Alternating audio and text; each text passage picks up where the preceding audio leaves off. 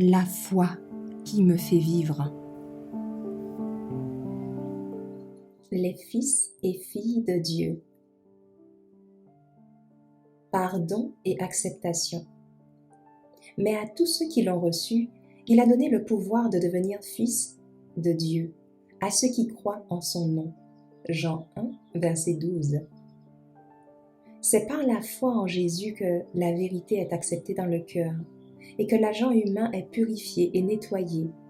Il y a un principe qui demeure dans l'âme qui lui permet de vaincre la tentation. Celui qui demeure en lui ne pêche pas. 1 Jean 3, verset 6.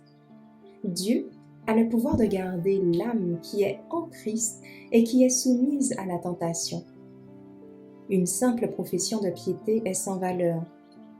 C'est celui qui demeure en Christ qui est chrétien. À moins que l'Esprit de Dieu ne devienne l'esprit des hommes, tout effort pour se purifier sera inutile, car il est impossible d'élever l'homme si ce n'est par la connaissance de Dieu. La question que vous devez vous poser est: suis-je un chrétien? Être chrétien, c'est être bien plus que ce que beaucoup comprennent.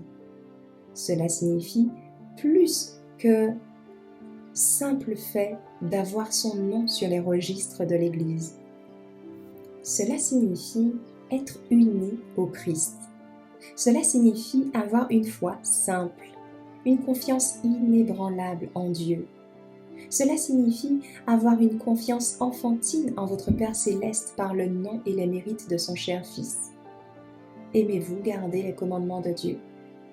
Parce que les commandements de Dieu sont les préceptes de Dieu, la transcription de son caractère, et ne peuvent pas plus être altérés que le caractère de Dieu.